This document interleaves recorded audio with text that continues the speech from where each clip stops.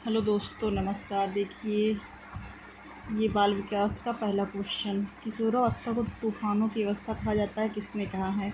Stanley hall ने कहा है। नैतिक विकास का सिद्धांत किसने दिया?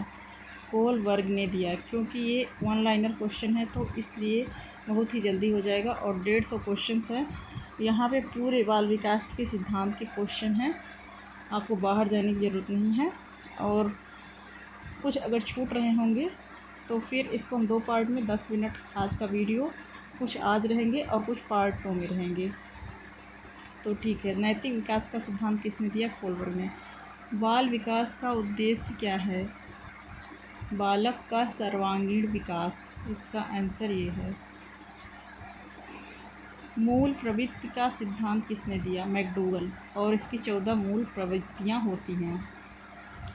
मन की उत्तेजित दशा क्रोध, खुशी आदि को क्या कहते हैं? ये है संवेग। क्रोध, खुशी, दया, भय, डर, ये सब संवेग है। आवश्यकता का पद सोपान सिद्धांत किसने दिया? Abraham Maslow. इन्होंने आवश्यकता के सोपान का पद दिया, अब्राहम मैस्लो। बुद्धि का सामान्य व विशिष्ट सिद्धांत किसने दिया? स्पीयरमैन ने दिया।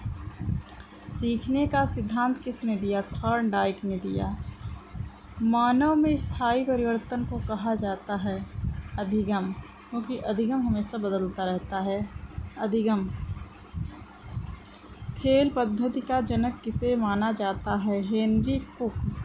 इनको कॉल्डवेल कुक भी बोलते हैं, हेनरी कुक। ह्यूरिस्टिक पद्धति का जनक किसे कहा जाता है? ये है आर्मस्ट्रांग। प्रोजेक्ट पद्धति के जनक कौन है? प्रोजेक्ट पद्धति के जनक जॉन डीवी। देखिए, जॉन डीवी ने इसका आविष्कार किया था और इसको आगे तक ले गए थे, इसकी उपलब्धियों को, किलपैट्रिक जी। वह कौन सी विधि होती है जिसमें पहले उदाहरण बताया जाता है और बाद में नियम बताया जाता है? तो ये आगमन विधि है। वह कौन सी विधि है जिसमें पहले नियम बताया जाता है, बाद में उदाहरण बताया जाता है? इसको निगमन विधि कहते हैं।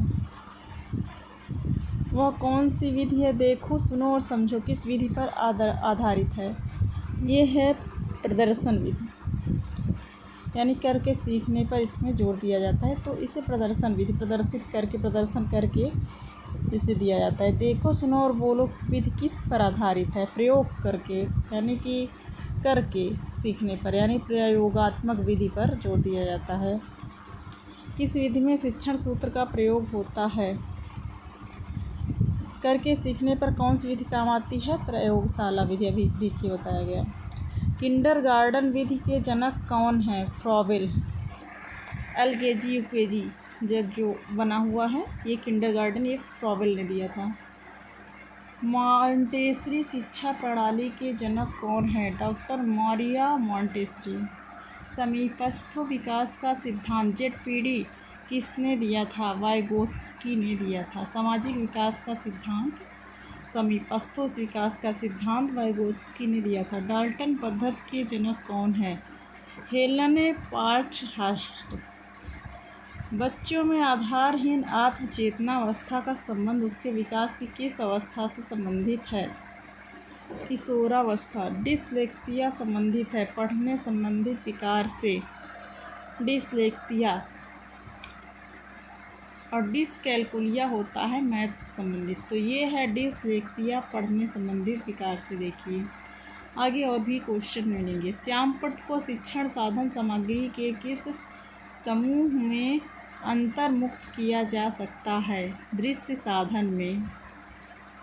श्यामपट्ट को देख करके ही, दृश्य करके ही हम लोग उसकी सामग्री को अंतर्मुक्त करते हैं।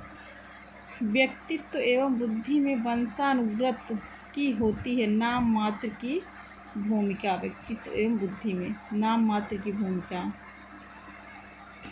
श्यामपट्ट पर लिखते समय सबसे महत्वपूर्ण क्या है? अच्छी लिखावट। बुद्धि का तरल मोजेक सिद्धांत किसने किया? तो बुद्धि का तरल सिद्धांत दिया है कैटल ने। वाइगोत्स्की ने बालकों के विकास के लिए कौन सा सिद्धांत दिया? संज्ञानात्मक विकास का सिद्धांत दिया। वाइगोत्स्की ने बालकों के विकास के लिए कौन सा सिद्धांत दिया? वाइगोत्स्की ने संज्ञानात्मक वाइगोत्स्की के संज्ञानात्मक विकास का सिद्धांत और किस नाम से जाना जाता है? सामाजिक एवं सांस्कृतिक सिद्धांत। देखिए 30 क्वेश्चन हुए हैं अभी। अगला क्वेश्चन है 31 नंबर। ये वाइगोत्स्की के संज्ञानात्मक विकास का सिद्धांत और किस नाम से जाना जाता है? सामाजिक एवं सांस्कृतिक सिद्धांत। संज्ञानात्मक विकास सिद्धांत कितने विद्वानों ने दिया? 3 विद्वानों ने, जीन पियाजे, ब्रूनर और वाइगोत्स्की। तो सिर्फ सबके अनुसार सबकी अवस्थाएं भी अलग अलग होती हैं।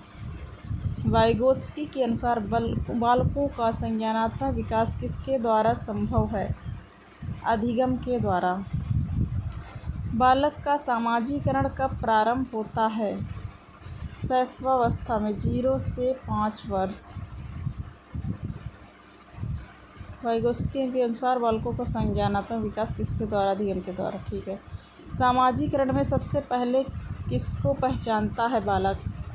बालक के सामाजिकरण में सबसे अहम भूमिका होती है किसकी? माँ की होती है, माँ को। बालक का सामाजिकरण कब पूर्ण होता है? किशोरावस्था में। बालक के गिरोह की अवस्था कौन सी मानी जाती है? गिरोह या समूह की या दोस्त बनाने की अवस्था जो होती है वो बाल्यावस्था होती है। बाल्यावस्था। बालक में नकारात्मक सोच कौन सी अवस्था उत्पन्न हो जाती है? बालक में नकारात्मक सोच कौन सी अवस्था में बालक में नकारात्मक सोच कौन सी अवस्था में उत्पन्न हो जाती है? किशोरावस्था में।